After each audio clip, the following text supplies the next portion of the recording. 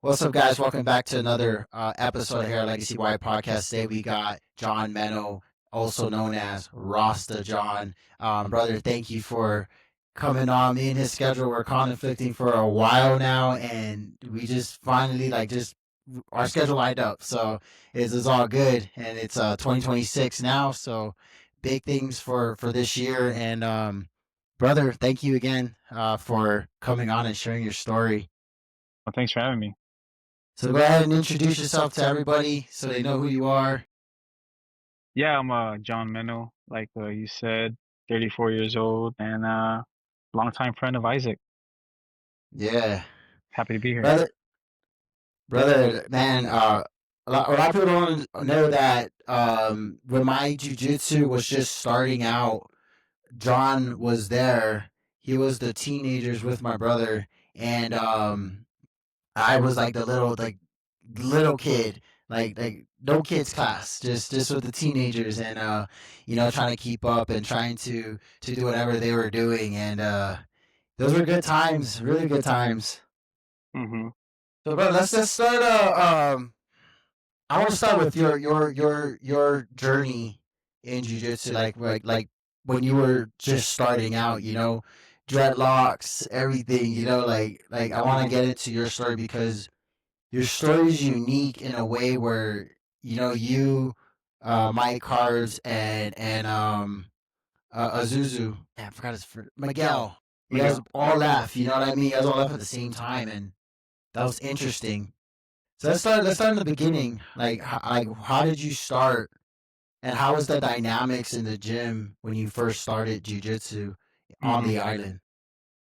Yeah, so I started training because I don't know how I learned about it, but maybe it was from the movie stores, and I saw the UFCs, and I started renting them every Friday, and I would watch. And I already knew Nick at the time, Nick Brown, one of our friends, and he had been training already. And back then, there was no social media, so it was so difficult to find a gym on Guam. Remember that?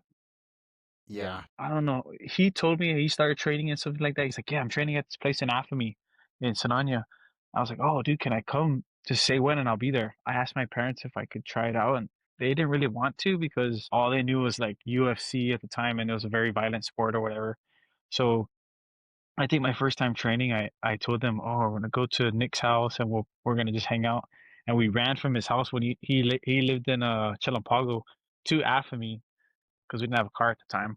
And that's when I first started training. When I went, you were there for sure. You had to have been there. And I don't know if Marcus was there, Marcus Oliveira. I had a gi ready to go, maybe just the top. And yeah, just just started from there, dude. I started training that day and I just literally never stopped. yeah. I mean, back then there was no such thing as a kids class. We were all just put with the adults, kind of hmm just separated in a way of like closest to your body weight, and I was always ending up with the females for some odd Yeah. reason because I was just the smallest one Yeah. amongst the group. And yeah, so you started out. You guys are crazy. Run from that's pretty far. Running It's from far, yeah. Nick's house to that's pretty far. But motivation is filled. So that's great. How was the gym dynamic during that time? Like, hmm how was the culture in the gym? Yeah, so that gym, I mean, you were there, you know. I don't think it was that bad because I didn't really know anything else at the time. How martial arts gyms work or MMA gyms or boxing gyms, whatever the case is. I thought it was good. I for sure all of us were really close, you know. Uh Me, you, your brother, a bunch of the young bucks. We always used to always hang out. We went to school together, so we always hung out. But I mean, it was a not an easy place to train, man. You know, like you said, there's no kids class, and really, it wasn't a place. It was beginners were welcome, but there was no such thing as like a beginners class, a intermediate or advanced class. Everybody's trained together. And even though you said that you were always paired with the females or the smaller ones, you sparred with everybody. They didn't take it easy on anybody in there, and I think I'm kind of grateful for that because in a way it made me tougher when I just continued training. You know, I was used to that kind of environment. So after that, I mean, the gym started. The gym started out at in Afami, and then after Afami, we just kind of, it was in a wonky situation. Yeah. We all split up. Mhm. Not really split, but it was just more like we went to the gym, the power's off, and the light, there was no water, and then the gates, to roll the roll up gates were just like not going up, and they kind of just told us like, hey, like, we can't afford the building anymore, Mhm. this and that, and we were like, okay. And so we were out training, right, for like about 2-3 months. And at that time, And is what's funny is I never paid, bro, because we didn't have money to pay. no, yeah, no. It was wild because Marcus, Marcus was like that big Brazilian dude. Yeah. Friggin', oh, you want to train? Here's a gi. He gave us gis, ATT gis. You know what I mean? Like they were like, I don't even think they were gis. I think they were like judo gis. You know what I Probably. mean? Yeah. They're thick. And all I remember is like we would always hang out at the gym, and he'll be like, "Get in the truck. We're going to go for a run on a Saturday, A and run, yeah. we'll go run from the veteran cemetery all the way up to the top, Oh yeah. right? And then get it back in the truck and go jump in the ocean." So I think that was fun, man. Like those were fun times. Definitely hard. He was definitely hard on us, very hard on us. And then when he left, it was like kind of wonky. It was kind of weird when he left because we were all like, "Whoa, what do we do? do now?" And Yeah. and then that's when Lewis took over. Mhm. I think Lewis was a purple belt at the time, and he took over, started Yeah. training us. And then Lewis left because he went to go off island to live and compete more. And then we're still in limbo again. And then that's when the gym started going downhill, and they actually shut down after me, and then they moved. Yeah. Where they You're moved right. to, Yeah. that's where Alex moved the gym to. We're at the road next to the 76. Yeah. Yeah. Um, yeah, I think me and Chris, we stopped training for a while because we were just like, there was really nothing much to do, and we were feeling like the vibes were like kind of weird and wonky, and we were just like, Yeah. We just weren't really directed. Was that the time you left already? Did you leave already, like off island? No, not yet. I left the island in 2012, so there was kind of a little bit more time. Cause remember we were No, no, training no. in You were. Paradise Yes, too. yes, yes. I remember we were at. I remember we all met up one time at at Lewis's house, and then that's when he was like, "Hey guys, let's you guys want to train me?" That's when he came back. He found out we have no home, nothing. So he's like, "You want to train? Let's train." And then that's when we went to Paradise because I guess he worked out something with Paradise, and we were able to train there. The only hard thing about it was putting those mats on and putting those mats away. Those were like, okay, class is over. All right, put those mats on, and then we'll mop the mats, and then we'll train. And those mats slides everywhere. Like it was so bad, But we had somewhere to train. It was really nice to train there. Yeah. And then that kind of just went down. That just kind of went like for a while it was good, and then Mhm. they're like, oh no, we're moving to another location. That's when we moved to Rhino. Rhino, yeah, Rhino Line, yeah. Yeah. And then we're under Alliance Yeah, that's with, right. right, with Wayne and all of them. How was that? Okay? How can you explain Paradise? Because Paradise was like that's when Joe Moss started training, Mhm. and other people started like coming Yeah. in. Well, I thought that was a good time too, Me, you know me for a long time. I'm all good vibes, bro.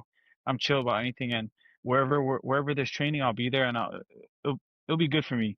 So training in Paradise was solid because boys are back together. I mean, Lewis, Elijah was there, Lloyd was there training too, your brother, Yeah.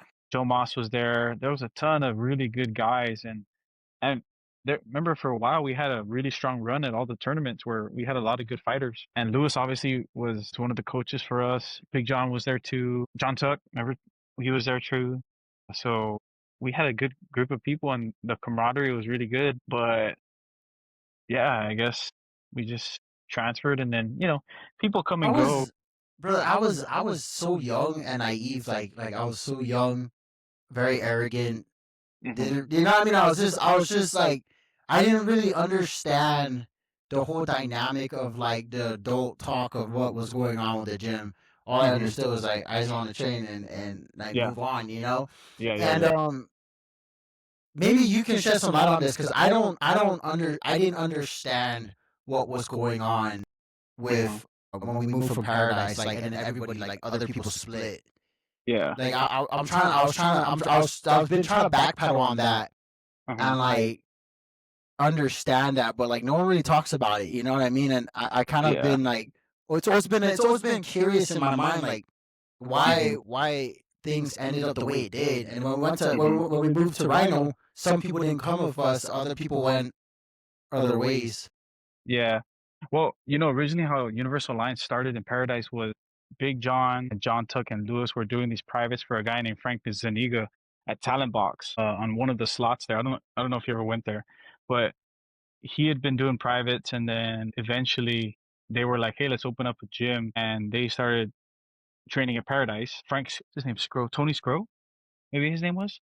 Tony Scrow was the owner of Tony, yeah. Paradise, so I think he knew Big John, and then they hooked him up with the spot and we started training there. And then Wayne eventually moved back to Guam. Remember Wayne came by the old gym math me a few times when he first moved back to Guam. And Yeah, yeah. Wayne, yeah, Wayne had a plug with Dylan Byerly at Rhino Lining for a spot. I don't know what happened. Maybe they didn't want us to be there anymore. Or what it was, I'm not exactly sure. But he said, "Hey, we got a spot. You guys can train here." So they opened up the gym there. Remember we did the renovations and stuff like that. So Yeah, we no, yeah. We shifted. were like We're putting like our hearts construction and minds workers. in there. Yeah. And so he hooked up that spot, and then we really got affiliated because Wayne was very close to Chris Gutierrez and Bear and those guys, and they were affiliated with Checkmat. That's how that Checkmat affiliation came through, long way back then. But yeah, I think it Dang. was just about not being able to train at Paradise anymore, or yeah, I really don't know the whole details of it too. Later on, I kind of did, but as far as that one, I didn't really know.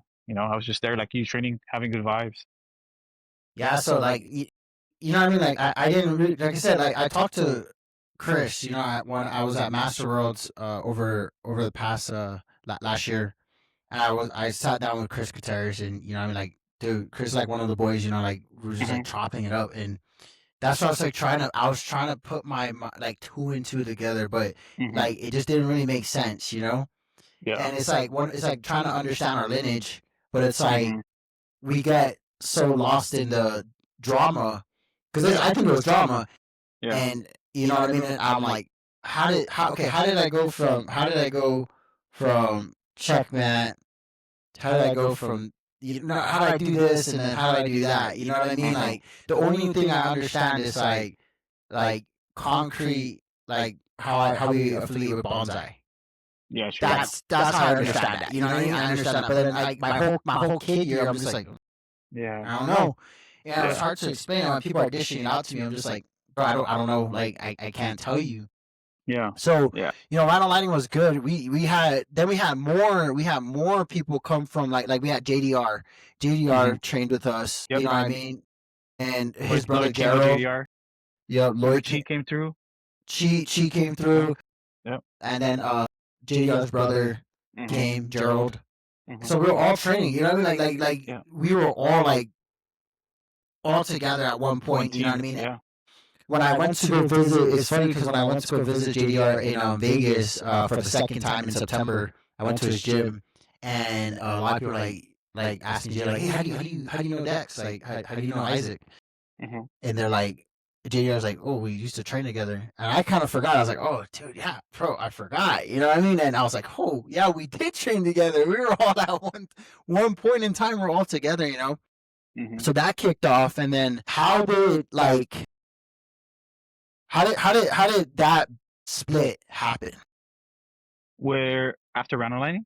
Yeah, after Adeline, like that's when like bad blood like tension started to like raise. Like I don't like I said I didn't understand it. I was very Yeah. arrogant, and then you know I was one sided. I was just Hmm. like I didn't see people's point of view. I didn't see no one's point of view. I just saw like oh you hurt so now I'm mad at you now. Now I can't. You know what I mean? Now that I'm an adult, I'm just like Yeah. And then when I stay out here, I cross train everywhere, and Yep. they're okay with it. They're cool with it. They're just like, hey, like, they benefit off me. I benefit off them. I go to Michael Lera's sister's gym Hmm. up in Westminster. So I train at Logos, Yeah. and dude, they're all chill. All Yeah. chill. No bad vibes. But what happened at Rhino Lining? Because like Hmm. that's when you left, and Yep. me and Chris, we left, and it's just all like Wayne went his own way, John Tug went his own way. Like what? Hmm. Big John, I remember one time Big John was like, he pulled me. He's like, "Hey Dex, are you gonna train here or who are you going with?" I'm like, I came one day on my Yeah. moped, and Big John's like, "Who are you training with?" I was like, "What do you mean? I'm here at the gym." Like, and they're like, "No, like, are you gonna go with Lewis, or you're gonna stay here?" Yeah. And I was like, and Marcus came back. That's when Marcus Yeah. came back, and I'm like, Uh-huh. bro, I'm like, I'm still in high What are you school. talking What do about? you? Yeah, I'm like, so I didn't train that night. I felt really weird. I just like, I'm gonna go home. So I went Yeah. home. I didn't train, and then I just was in the dark, like, what's going on? And then Chris wasn't there too, so I was like, this is Hmm. weird. Like, what's going on? Yeah. So during that time, I couldn't tell you 100% what the story was myself, but I know that there was some kind of miscommunication or some kind of thing happening with Tuck and Lewis, and maybe Wayne was involved somehow. But what I understand is there was some kind of disagreement or something, and they just kind of parted ways. They weren't able to, I guess, be in the same area anymore or gym anymore, stuff like that. Then I don't know if that was the time Lewis went to ISC, or Yep. or was it? And then we also had and after that, I don't know if it was after that, we went to Tumon, and then at some point we were training across a venue. I don't know if you remember that. Yeah. Yeah. No. Yeah. Yeah, Yeah. We're training with JD at a spot. JD. Yeah, yep, Yeah. yeah. So So that's what I kind of remember it was about. But at that time, also, I didn't really ask too many questions. Also, I was so focused on doing my thing, bro, just training, competing, and chilling. yeah, man, that's an honest opinion. Yeah. After that, after the whole split at Rhino Lighting, like I said, then I was out for training again for like another like 2 months or a month. I was like, just out there wilding out, doing whatever I did, and then that's when we started at ISC with Lewis Uh, again, and then yeah. you left. Yep. Mike, and Miguel, you guys left, Yeah. and you guys were killing it out there. So how is that move when you Hmm. what made you want to move like out of Guam and then go to Yeah. like go to the States? Well, what's interesting is the world championships that I was training for. I gone to Abu Dhabi twice, 2010 and 2011, right? And we had trained in Abu Dhabi for like a month or a month and a half. Forget how long it was for the competition. And then the next year, 2012, I was gonna go to the Worlds for the first time in Long Beach. And that was around the time when the gym was splitting up, and there was kind of a lot of uncertainty in the gym.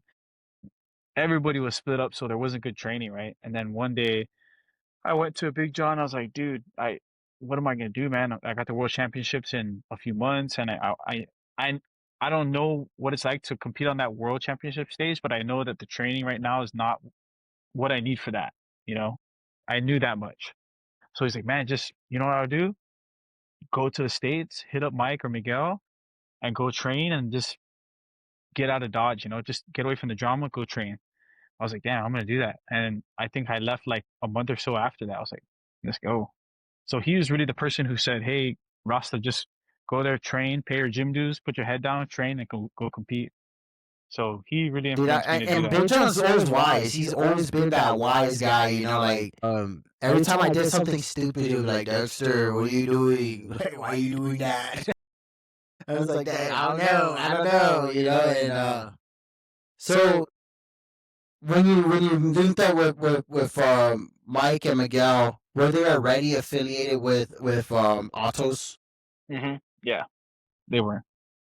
Yeah, so So I got there in March or so, right after the Pan Ams. They had been there the winter before, so maybe November or something like that. Yeah. So they're already yeah, so they're already affiliated with Otto's with Andre and his gym. Yep. Yep. How did you like that? Like how did you feel when you first were around that environment? Because you like I said, you're getting exposed now, you're getting exposed to these high level, top Mhm. tier people. They don't care. Once they're in training mode, they don't care. They're going to get after theirs. How is Yeah. that environment for you? Like coming from the island to that environment? Yeah. So the biggest thing that really was different to me was just the amount of times they trained. You know, when we first started training, all the way till I was a purple belt, even competing very often, all that stuff, I had only trained once a day. You know, and then like you said, on the weekends, on Saturdays, maybe we go run or swim, whatever the case was, right? Or lift. We lift. We didn't really lift weights that much, right? Back when we were younger. Yeah. No, no, we couldn't afford membership. Yeah, dude. Or we would sneak into Paradise. So it's like, hey, don't go back there. We didn't really have a membership, but anyways, what really changed me was the amount they train. So they're training in the morning, then they're drilling, they're training again, and they're doing strength and conditioning. So it's sometimes 4 times a day. And I did like it because everybody in that academy at the time, they're all competitors. I mean, when I went into that gym, it was like the old Rhino Lining gym. It's a small gym at the time. Altos was very small, and in the camp, I mean, Andre Gaval, his wife Angelica. When I first went there, Kira Gracie was there. She was training for a camp there. Michael Liera Jr., you know who that is. Mike Carbolito was there. Rafa Mendez, Guillermo Mendez, dude. The who's who of you know competition was there, and it was just amazing. Yeah, on Guam, most of the time I was able to hang with a lot of guys, but when I went there, I was like, wow, these guys are another level, dude. You know, and it was really great to be a part of. So it's crazy because like when I first moved out here in 20 2020, when I first moved out here, I went to a Gracie Baja gym, and then I was like, dude, this is pretty hard training, bro. Like I'm gassing out. I'm just like, this is hard training. Like I'm just like freaking, like, whoa, what is going on? And one thing that we I think what instilled in us since we were young is that like if you want to grind, we're gonna grind. Like I'll hang, Yeah, like we'll grind. yeah, We're gonna go. hmm I'm not gonna back down. I'm not gonna be like, oh, let me just go rest. slow. Like, nah, like Yeah, I'm yeah, gonna I'm yeah, gonna go too. And yeah, I'm gonna hold my own. And I think that's what we were raised on that too. yeah. But the talent out here is like amazing. You know what I mean? Like hmm being exposed to like the talent is crazy. Because when I went to Worlds just last year, I was like freaking out because I was like, man, this is a big stage. Like who's hmm who they're here. And Yeah. I didn't have high hopes for myself. I was just like, you know what? I need to try it. I need to see where I'm at, gauge it. But I can tell you this now, like you, me, everybody in Guam, we're not far behind, bro. No, You no, know, I not was at all. able to get another black belt's back. I was like, whoa, like I was like, whoa, okay, training's Yeah. paying off. I just train more smart. Like people here actually train smarter out here. They don't like when we were young. We were just like getting hurt. Like we didn't care. Yeah. Like we tweak our neck. We were like, oh, we're good. We're good. Yeah, sure. Now it's like, no, we can't do that. hmm So you're exposed. You like your exposure out there, brother, was that's a dream. To hmm be in that realm in that time when everyone's getting it and grinding. So you seen the Titans like grind. And what was your first tournament when you first got out there after being exposed to that? It was a world.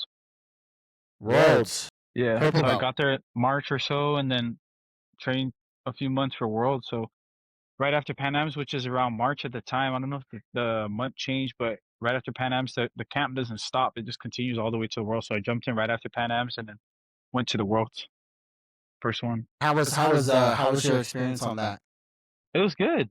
Yeah, it's a big. I think I didn't feel super nervous because 2 years in a row before that I had done Abu Dhabi, in Abu Dhabi, and it's a big tournament too.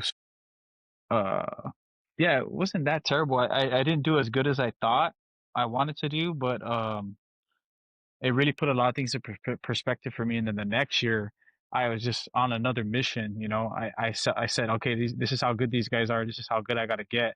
And I was just laser focused, bro. And I mean, it was a good wake up call for me. You know. That's freaking awesome, man. So after Worlds, did you fly? But you came back home?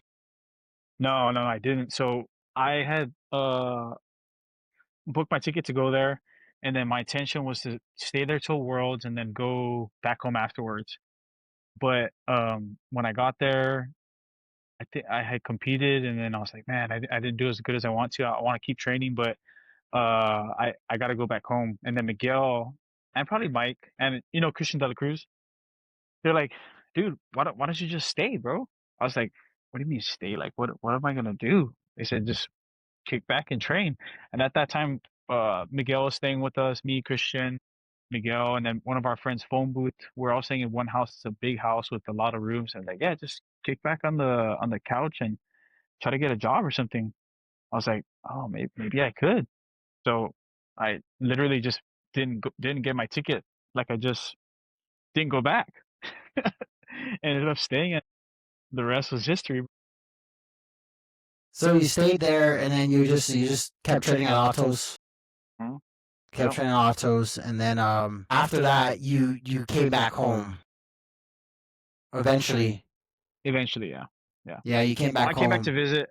visit. and then I went back out. I came back for summer. Did you enlist into the? I did, yeah, yeah. Oh In dang! See that. 2018, So that's why. So yeah, that's why you didn't come back home. You just enlisted and then just stayed with the Coast Guard.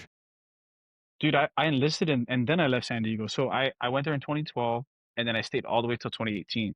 I didn't move back to Guam until I moved back as active duty member. Yeah, dude. Wow, that's dude. Talk. 2019. That's when I came back. Yeah, Yeah, yeah, yeah, yeah. yeah, So you've been away from home for a long time then. yeah. So how did when so from the time you came back home and then did it line up perfectly when Mike was opening up his school? No, Did you have like what was it in your mind where you're like, where am I gonna train at? Because the dynamic yeah, was changed now. Now the yeah, dynamic's totally changed. yeah, You yeah. know? Yeah. So when I got back to Guam, Mike wasn't here on Guam yet. He was still staying in SD, and I don't think I knew if he had the intention to come back and open up the gym. But I knew I was coming home. And who did I train with at first? I'm trying to remember. I trained with the Spike guys a bunch of times because Kyle Elgin, Jake, those guys, they were always super cool. So I would train there, and then I don't remember where else. But then I found out Mike was gonna open, and I was like, oh, easy. So I'm gonna train because I was still affiliated with Andre and them and Otto's, and that was a natural thing. So yeah, he opened in 2021. So about 2 years until the academy opened, and I've been there ever since. But in the Now meantime, I how trained is that? everywhere. How is that dynamic like when Mike started opening up his school and then like everyone started like because I see like Mosquito trains there. I remember Mosquito was a little kid. He was Yep, training with us. yep. Oscar, Oscar, yep, Ledesma, and yep. then Lloyd Sean Z. and then Brian. He just got his black belt. He used to be with Gabe. He was brown. He used to be with Gabe, and then he switched over. Byron, Eversto. Byron, Yeah, yeah. yep. So then Byron started training with Mike, Hmm. and like I saw Mike's gym grow like through social media, and I see like Hmm. how he's intertwined with like the kids and the adults and his speeches to them like, hey, you got to go after, you have to go get it. He's been there, Hmm. done that. Yeah, Mike yep. put in his work. Yeah, for sure. He put in his mileage already, and Hmm. I like to see that he's paying it back, and that's awesome. You Yeah. know, uh, how is that driving into that dynamic culture with Hmm. Mike? How did you feel about like when they first started and then like everyone started showing up? Uh, it it's really surprising because man, Otto's Guam took off like immediately. You know what I mean? You've been in met a few gyms now, and you know that sometimes there's highs and lows of people coming in and training and stuff like that. Or sometimes there's no one to train with other than your brother or me or Nick, whoever the case was at the time, you know. But Otto's Guam, I think that started in a good time because first of all, Mike has a good name. Everybody in the jiu-jitsu world knows him, and Otto's as an affiliation has a really good recipe for success. You know, Andre really taught Mike, and you know, me and him talk a lot. Me and Mike, and we were under Andre's leadership for such a long time. It's almost like we know the recipe to have a successful academy, whether it's the social media side or the curriculum of the kids or how to manage your staff or whatever the case is. You know, we were doing this for so many years out there that we just kind of copy and pasted here. But yeah, I mean the success of the gym is pretty. I never really seen anything like that. I mean, I remember period when they were having their reign when they were winning so many times. Man, we're winning everything, dude. You know, Do you so feel like it's the pretty cool. relation? Do you feel like the relationships on the other gyms, like with Lewis and Elijah and my brother and everyone and Anton and Hmm. Nick? Do you feel like the dynamic change with with like everything like when you came back home? Did you feel like, oh, everything just feels kind of weird?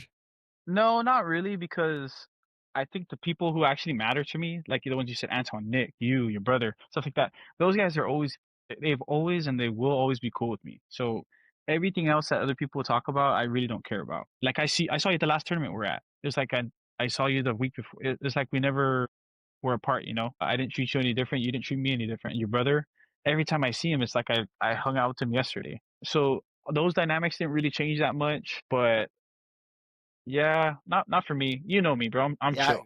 I'm cool. I I'm only cool. asked that question because like when I went back home, man, like there are some people that treat me differently.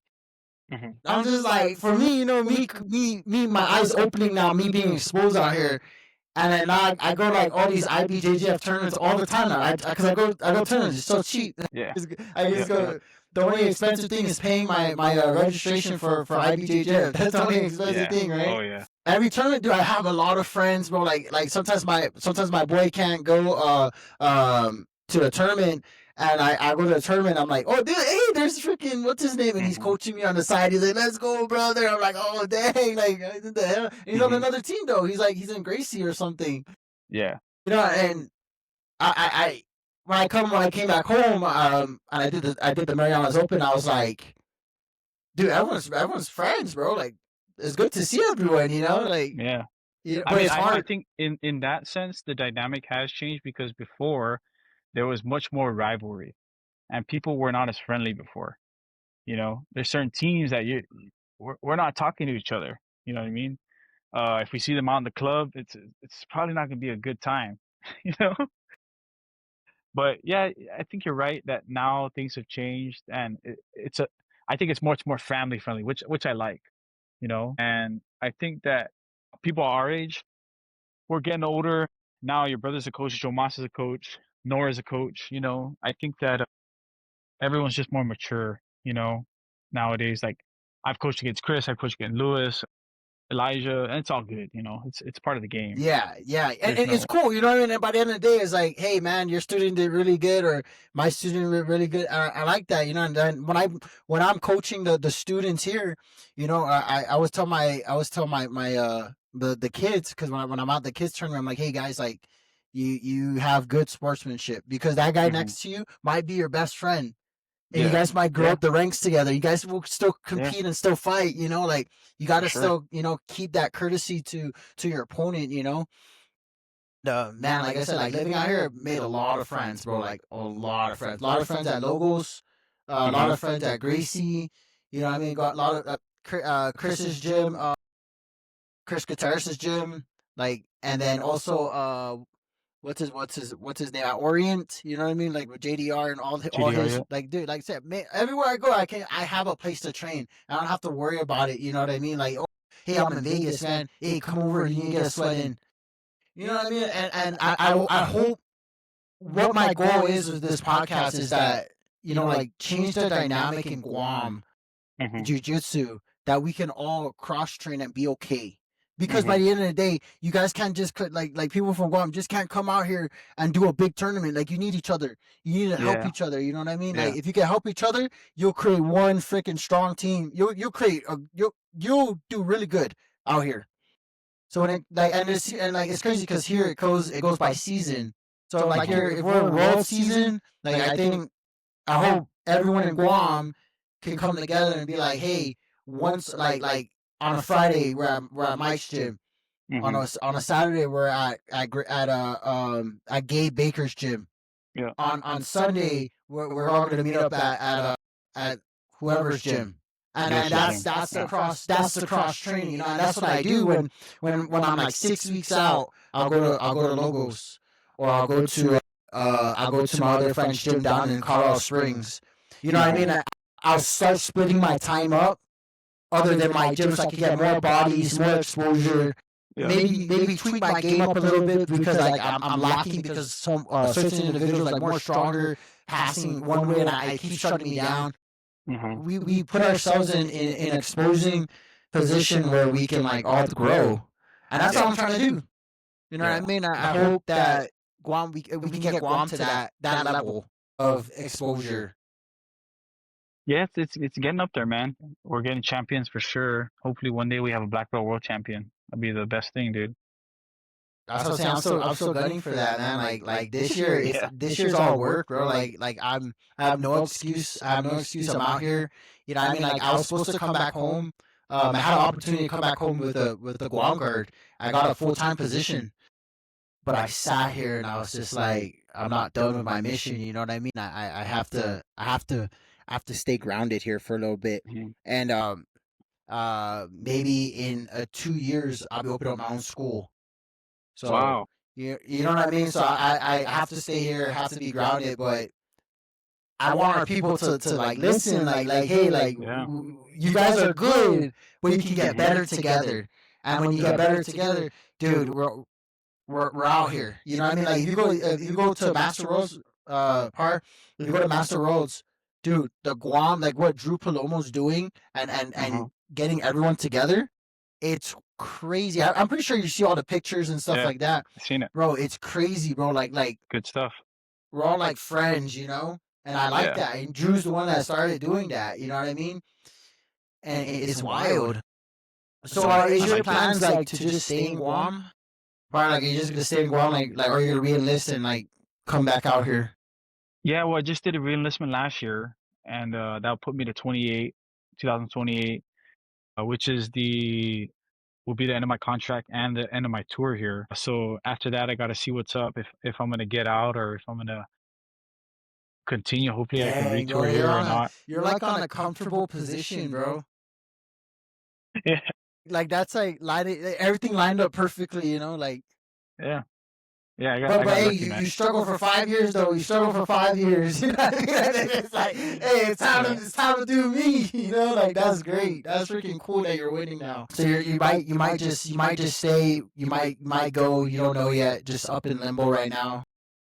So how about for your jujitsu like this year? Like what do you have plans? Like what's your big plan for this year? So this year, I haven't competed since late 2024. I think it was October. Uh, and my plan is to get back into competing again.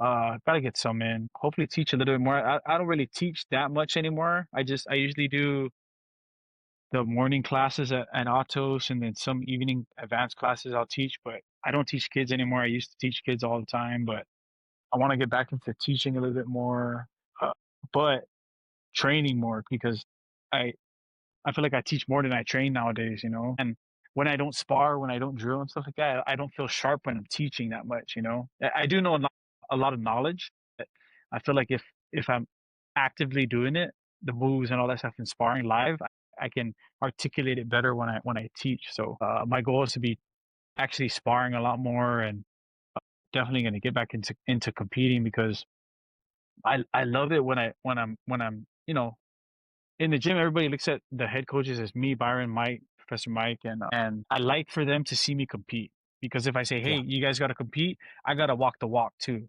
You know, I'm not just gonna say, "Hey, just go Facts. compete," and you never see me not compete. I've always been that type of person.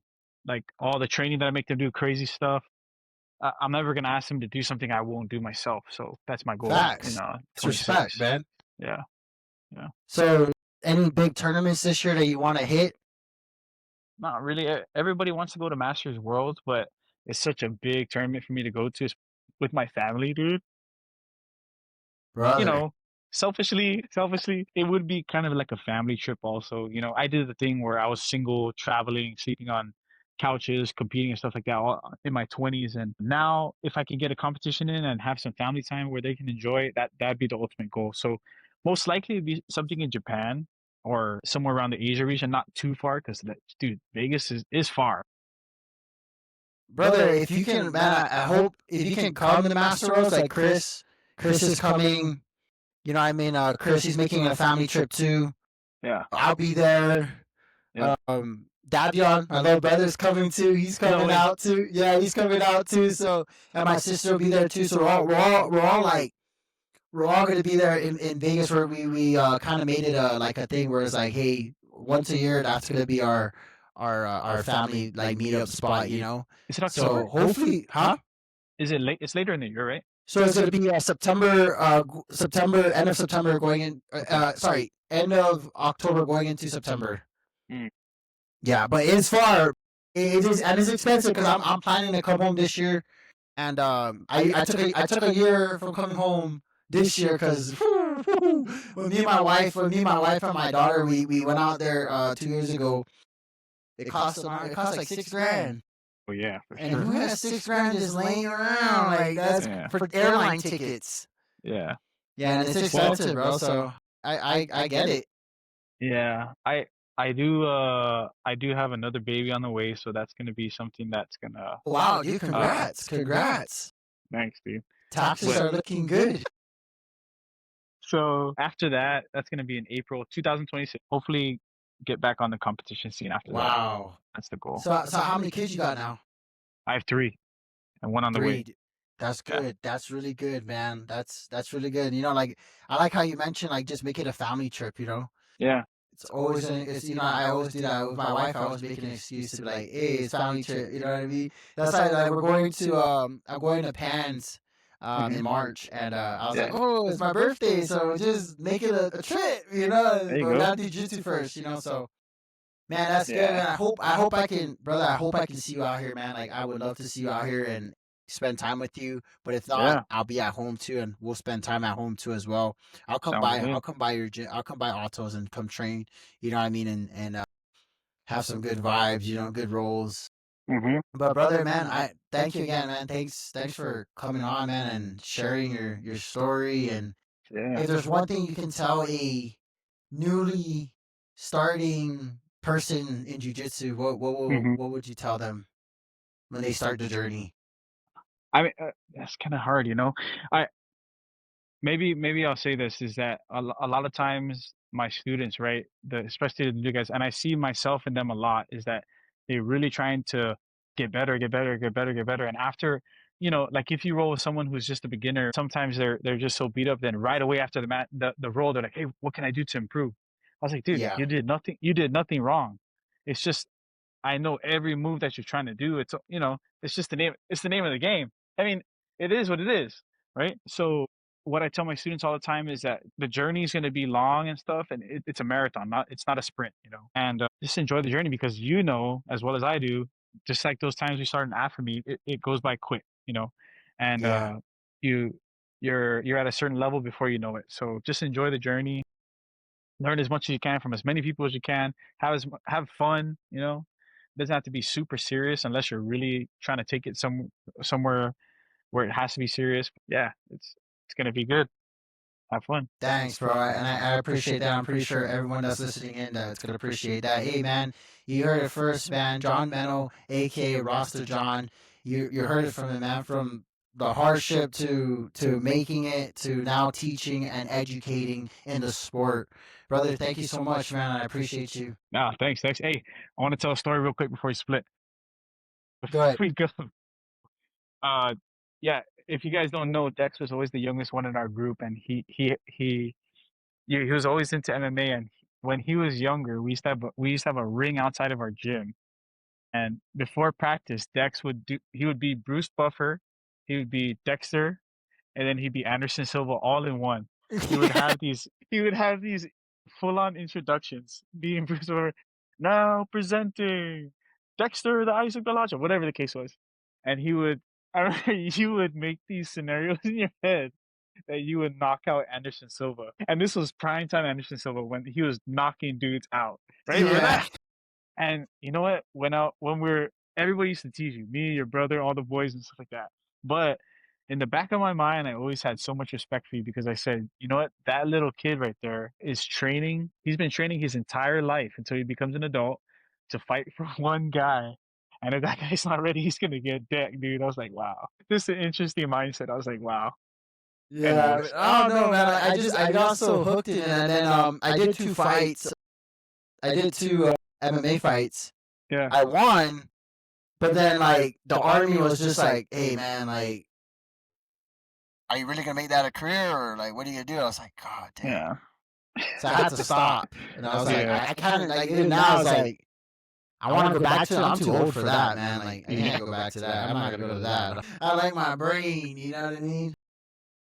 Yeah, man. People don't know, you know, those you were a very good MMA fighter, and Facts. and I remember when me and your brother used to coach you in wrestling, and people I don't know if people know, but I feel like you won all your matches when you're by pin. Is that right? Yeah, yeah, yeah. And Yeah, it's crazy, dude. bro. It's so crazy because April. I didn't tell a lot of people this, but in April, it's the Worlds for wrestling, and I'm gearing up for that. And if I qualify, I will switch over from the National Guard to active duty, and that'll be my job. My job will just be to train wrestling here at Fort Carson. They have the Warrior Training Program, the Warrior Athlete Program, and all I'll be doing is wrestling. So Nice. hopefully, you know, what I mean, like I'm gearing up for that now, and I started my training, and hopefully when I get on that stage, that I do good, and then the army's just that's gonna be my job for the army. Well, yeah, I'm confident you will, man. So yeah, it's good. It's a good Anyways, yeah, time. just wanted to share that story with you, and the viewers. Just a funny little thing about our history, and you know. Anyways, yeah, man. It's Thanks for good, having me bro. on. Hey, brother, thank you. Talk to you soon. Hold on, hold on, hold on. Leave.